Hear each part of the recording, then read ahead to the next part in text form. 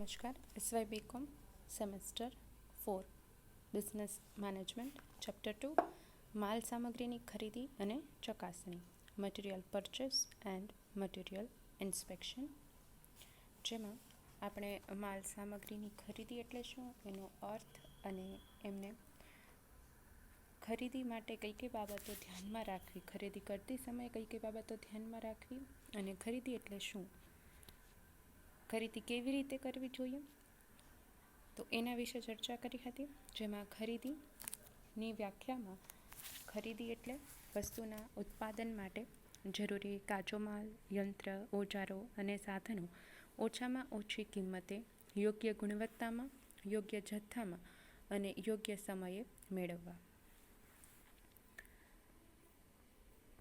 માલ સામગ્રીની ખરીદીનું મહત્વ.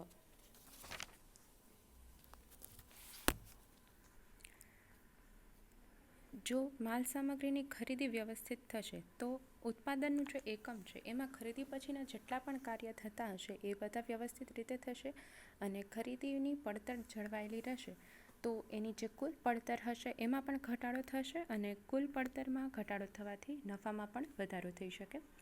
એટલે ખરીદી એ રીતે કરવી જોઈએ કે જેથી કરી અને વેચાણ પણ યોગ્ય રીતે થઈ શકે, ઉત્પાદન વિભાગ પણ પોતાનું કામ યોગ્ય રીતે થઈ શકે, ઉત્પાદન વિભાગનું કામ ખોરવાય નહીં અને ઔદ્યોગિક એકમ છે એ વ્યવસ્થિત રીતે પોતાનું કામ ચાલુ રાખે.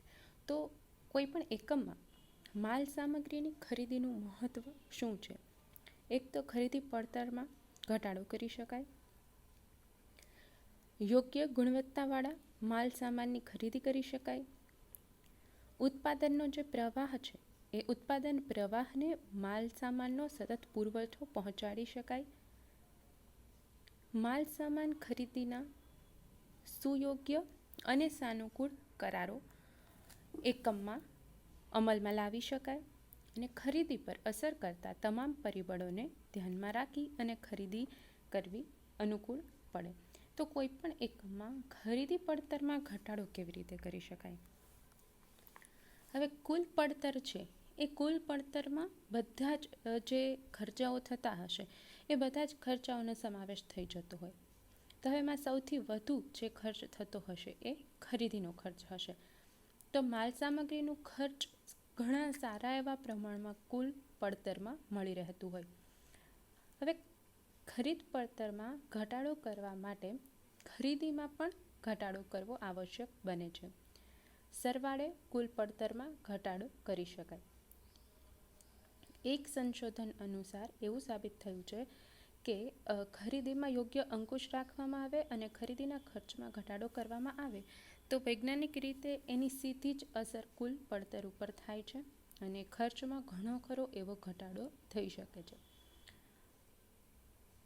હવે જ્યારે એક સાથે ખરીદી કરવામાં આવતી હોય તો એનાથી ડિસ્કાઉન્ટ મળે છે, વાહન વ્યવહારના ખર્ચમાં ઘટાડો થાય છે અને જે મટીરિયલને સાચવવાનો, જાળવી રાખવાનો જે ખર્ચ થતો હોય એ પણ એક સાથે મોટા જથ્થામાં માલ સામગ્રીની ખરીદી કરી અને જાળવણી કરવી આવશ્યક બનતી હોય. તો હવે એની સાથે સાથે જે મટીરિયલ સાચવવા માટે જે એમ્પ્લોયની નિમણૂક કરવામાં આવેલી હોય તો એ મેનેજરને પણ ખર્ચ કરવો પડતો હોય, એના પગાર પાછળ પણ ખર્ચ થતો હોય.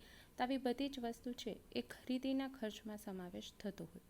તો જ્યારે ખરીદી એક સાથે જથ્થામાં કરવામાં આવતી હોય તો આ બધા જ ખર્ચ છે એમાં પણ ઘટાડો કરી શકાય, વાહન વ્યવહાર ખર્ચમાં ઘટાડો કરી શકાય અને ઉત્પાદન છે તો ઉત્પાદનની પ્રક્રિયા ખોરવાતી નથી, કારણ કે ઉત્પાદન વિભાગને જ્યારે પણ વસ્તુની જરૂર પડે ત્યારે એ હંમેશા એકમમાંથી મળી રહે છે.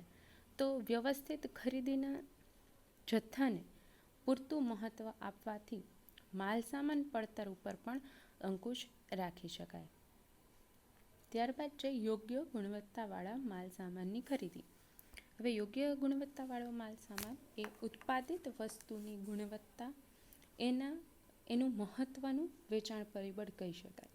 કારણ કે આપણે જોયું કે ખરીદી ભલે ઓછા ખર્ચે કરવાથી પડતરમાં ઘટાડો થાય છે, પણ સાથે સાથે વસ્તુની ગુણવત્તા જળવાતી હોવી આવશ્યક છે, કે વસ્તુની ગુણવત્તા જળવાતી હોય. હવે વસ્તુની ગુણવત્તા એના કાચા માલ ઉપરથી જ જળવાઈ શકે. તો કાચા માલની ગુણવત્તા પણ યોગ્ય હોવી જોઈએ, જેથી એની અસર તૈયાર માલની ગુણવત્તા ઉપર થતી હોય. તો જે ગ્રાહકને માલ મળે છે એની ગુણવત્તા સાથે કોઈ જ પ્રકારે એમાં તફાવત ન આવવો જોઈએ, એટલે ગુણવત્તા પણ યોગ્ય હોવી જોઈએ. નબળી ગુણવત્તાવાળા માલ સામાનને કારણે ગ્રાહકમાં પણ એના ઉપર અસર જોવા મળે છે. ગ્રાહકો વસ્તુ ઓછી ખરીદે છે.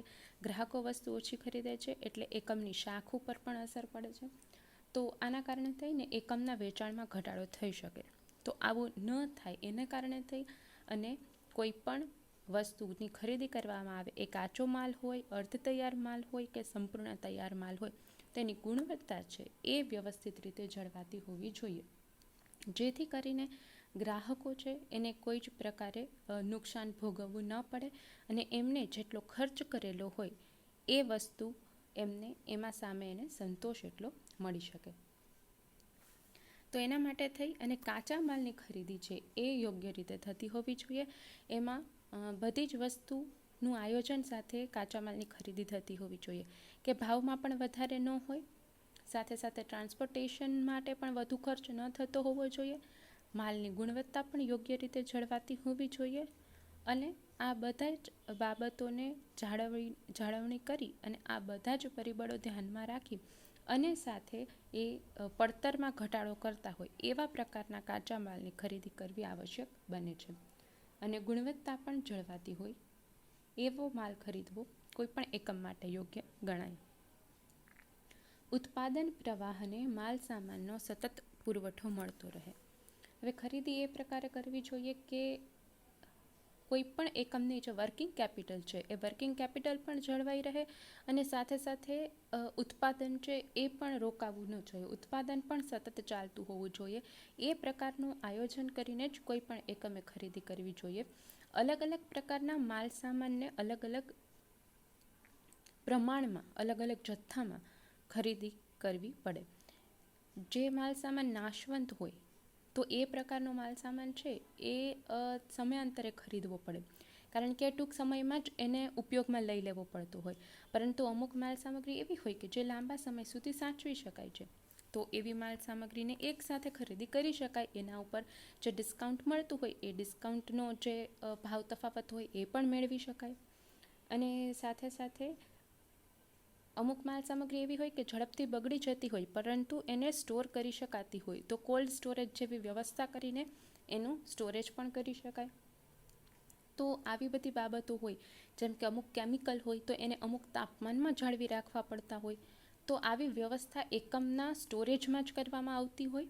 અને જેથી કરી અને ઉત્પાદન વિભાગને જ્યારે પણ કોઈ વસ્તુની જરૂર પડે તો એ એકમમાંથી જ મળી રહે અને જરૂર પડે ત્યારે વસ્તુ ખરીદવા ન જવું પડે, નહીંતર એટલા સમય પૂરતું ઉત્પાદન છે એ રોકાઈ જાય છે.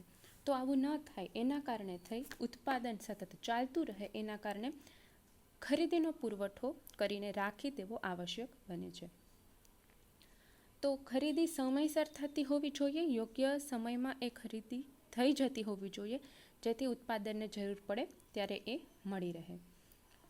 એટલે વ્યવસ્થિત ખરીદીના પરિણામે ઉત્પાદન પ્રવાહને માલ સામાનનો સતત પુરવઠો મળતો રહે છે અને જેથી કરી એ સુગમતાથી ઉત્પાદનની પ્રવૃત્તિ ચાલુ રહી શકે.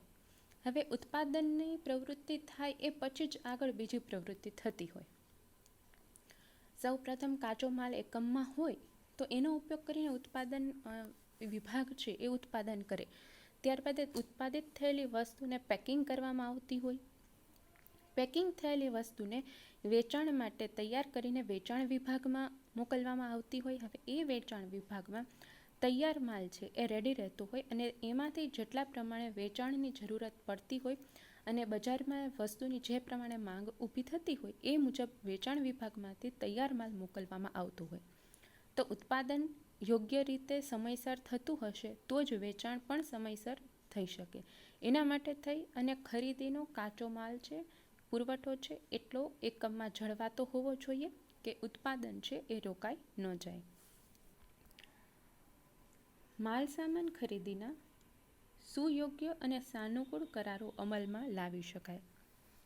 હવે ખરીદી જ્યારે જથ્થાબંધ થતી હોય ત્યારે ડિસ્કાઉન્ટ અને અલગ અલગ જે ખરીદ નીતિ હોય એનો લાભ કોઈ પણ એકમ મેળવી શકે છે.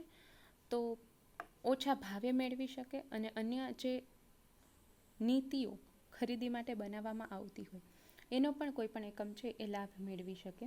એટલે માલ સામગ્રીની ખરીદી એના જે અલગ અલગ કરાર કરવામાં આવતા હોય, કોન્ટ્રાક્ટ કરવામાં આવતા હોય, તો એમાં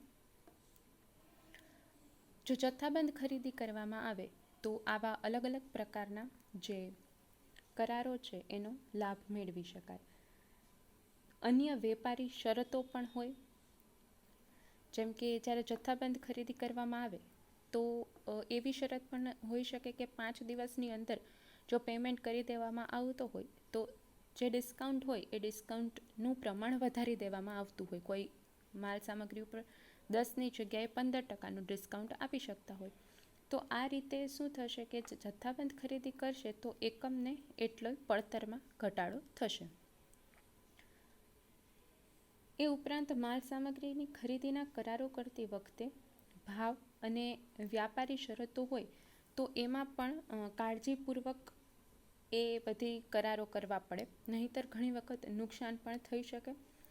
તો આમાં પણ આયોજન મુજબ કાર્ય કરવું પડે અને જે ખરીદી કરીને જે માલ સામાન આવેલો હોય તો એની પણ યોગ્ય ચકાસણી કરવી પડે, જેથી કરીને જો કોઈ ખરાબ માલ આવી ગયો હોય તો એની જાણ થાય અને એને પરત કરી શકાય અથવા તો એના બદલામાં રોકડનું વળતર મેળવી શકાય.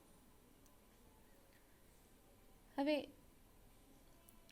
જ્યારે પણ ખરીદીનો પડતર વધી જતી હોય તો એમાં હંમેશા એ જોવું પડે કે ખરીદી આયોજન મુજબ થઈ છે કે નથી થઈ.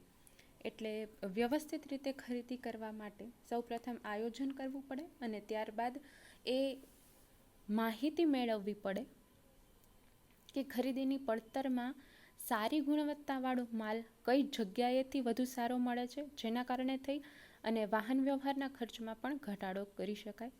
તો એ આયોજન કરી અને ત્યારબાદ બીજા નંબરની વસ્તુ આવે કે વેપારી શરતો ઉપર ધ્યાન આપવું પડે કે અલગ અલગ પ્રકારની કઈ શરતોના આધીન રહી અને ખરીદીના કરાર કરવા હોય તો એ એકમ માટે લાભદાયક બની શકે. ખરીદી પર અસર કરતા તમામ પરિબળોને ધ્યાનમાં લેવા પડે. જ્યારે પણ કોઈ પણ એકમ છે એ ખરીદી કરે છે ત્યારે એના ઉપર અસર કરતા બધા જ પરિબળો છે એ ધ્યાનમાં લે. તો હવે ખરીદી ઉપર કેવા કેવા પ્રકારના પરિબળો અસર કરતા હોય. હમણાં આપણે વાત કરીએ કે જથ્થાબંધ ખરીદી કરવામાં આવે તો ડિસ્કાઉન્ટ મળી શકે છે. હવે તો એ ખરીદી કરતી વખતે ઘણી વખત એ પણ બાબતો ધ્યાનમાં રાખવી પડે કે કઈ વસ્તુની ખરીદી કરવી છે, એના ઉપર સરકારના કયા નિયંત્રણો છે, કાયદાકીય નિયંત્રણો કેટલા છે, મોસમી ફેરફારો થતા હોય તો એની પણ એના ઉપર અસર થતી હોય અને સાથે સાથે એકમની ઉત્પાદનની કેપેસિટી કેટલી છે, કાર્યક્ષમતા કેટલી છે અને એના આધારે થઈ અને એકમને ખરીદી માટે માલ સામાનની જરૂરિયાત કેટલી પડે છે. તો આ બધા જ પરિબળો ધ્યાનમાં લઈ અને પછી ખરીદી કરવી પડે. ઘણી વખત એવું થાય કે ડિસ્કાઉન્ટના લાભમાં આવી અને જરૂર કરતાં વધારે ખરીદી કરી લેવામાં આવે અને સામે એ સમયસર એટલું ઉત્પાદન કરવાની કેપેસિટી કે કાર્યક્ષમતા ન હોય તો જે વધારાનો માલ એકમમાં પડી રહે અને ઘણી વખત સમય કરતાં વધારે પડી રહે તો એ બગડી જવાના સંજોગો ઊભા થઈ શકે.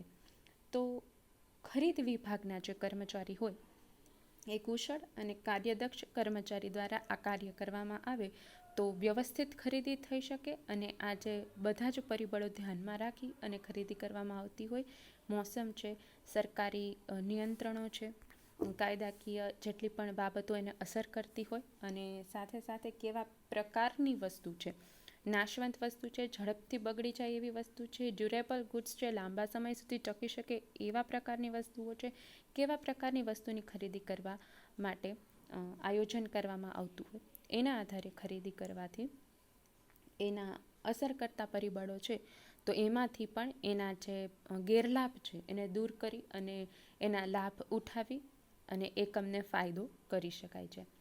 તો આ ખરીદીનું મહત્ત્વ કે ખરીદ પડતરમાં ઘટાડો યોગ્ય ગુણવત્તાવાળા માલ સામગ્રીની ખરીદી કરી શકે, ઉત્પાદન પ્રવાહને માલ સામાનનો સતત પુરવઠો મળતો રહે, માલ સામાન ખરીદીના સુયોગ્ય અને સાનુકૂળ કરારો અમલમાં લાવી શકાય અને ખરીદી પર અસર કરતા તમામ પરિબળોને ધ્યાનમાં લઈ અને ખરીદી કરવી.